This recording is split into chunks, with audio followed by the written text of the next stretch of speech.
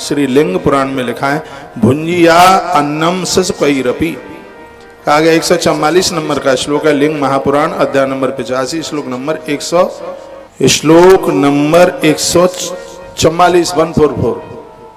इसमें लिखा गया है कि सस्कैरपि भुंजियात या अन्नम, बच्चों के साथ बैठ करके अनुष्ठानिक व्यक्ति को उनका जूठा भोजन नहीं करना चाहिए। भोजन कैसा करें? जिस दिन कोई भी उपवास आप करते हैं, बिना चुपड़ा हुआ, बिना चिकना हुआ, सिरादे इधर देना, बिना चुपड़ा हुआ आप पदार्थ न लें। जिस दिन आपने कोई व्रत किया है उस दिन आप पोड़ी खाइएगा। पोड़ी लीजिए, लिखा है शुद्ध दिष्णक। दिष्णक संस्कृत का शब्द हिंदी में कहते हैं चिकना, पका हुआ, कच्चा ना खाएं। अभिमंत्रित अन्न ग्रहण करना चाहिए। अभिमंत्रित कहते हैं भगवान का भोग लगा करके ही भोजन करना चाहिए। क्या लिखा है? शुद्धा अन्नम सिद्धमश्निया संस्कृतम चा अभिमंत्रिता। अभिमंत्रिता भोक्ता स्मृता मौनी चेकाग्र मानस।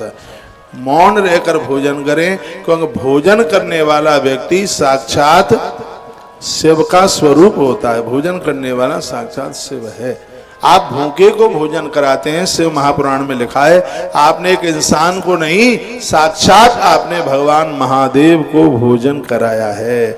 भोजन करने वाला शिव, भोक्ता शिव इति स्मृत्वा, वह तो साक्षात शिव है। मौनी चेकाग्र मानस, जब आप मौन रह करके भोजन करते हैं तो आहुति सीधे देवताओं के पेट में पहुंचती है। ये अनुष्ठानिक शिव महापुराण जैसी कथा आप सुन रहे हैं, ये अनुष्ठान में आप बैठे हैं, आप पूरा महीने भर का आप व्रत कर रहे हैं, तो उसके लिए कुछ नियम बताए। कहा गया एकाग्रचित होकर भोजन करें, खड़े खड़े कभी भी भोजन न करें। खड़े होकर के भोजन न करें, बाएं हाथ से कभी भोजन न करें, सैया पर बैठ करके भोजन नहीं करें, खड़े होकर तो पानी तक नहीं पीना चाहिए। ये 146 नंबर का श्लोक है।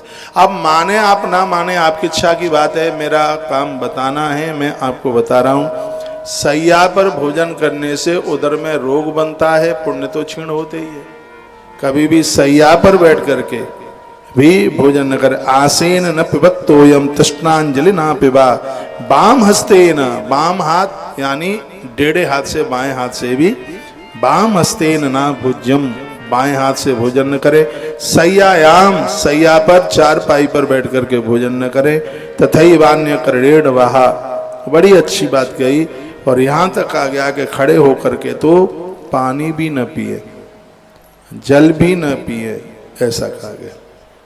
और भी बड़ी अच्छी बातें कही हैं। ये तो भोजन पानी की बात कही, आसन पर बैठ करके, और पूर्व दिशा की तरफ, उत्तर दिशा की तरफ बैठकर, संध्या का सूर्यास्त हो गया है तो 100% पश्चिम दिशा की तरफ मुख करके ही भोजन करें।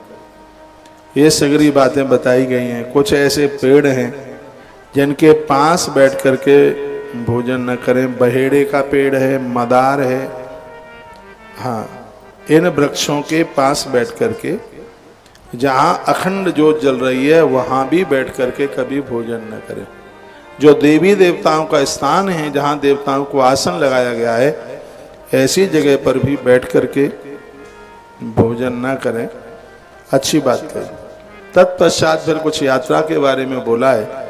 एकोन गच्छे ध्वानम बाभ्याम नोत्तरेन्दपि नावरोहित कुपादिम नारो अध्यक्षात पादपान। क्या कहा गया कि दूर की यात्रा है वह अकेले नहीं करें। बहुत ज़्यादा दूर आप जा रहे हैं, किसी को अपने संग लेकर के जाइए। उस यात्रा में अकेले नहीं। पांडवी यात्रा के लिए जाते हैं तो अकेले नहीं है, संग में कोई है। प्रभु राम भी यात्रा के लिए, दूर यात्रा के लिए जाते हैं तो अकेले नहीं, साथ में कोई है। दूर की यात्रा अकेले ना करें, यह वर्णन किया गया। बहुत अच्छी बात कही। और आगे की बात कहते हैं, सूर्य अग्नि जल देवता और गुरुजनों के विमुख होने पीठ दे करके कभी जप न किया जाए।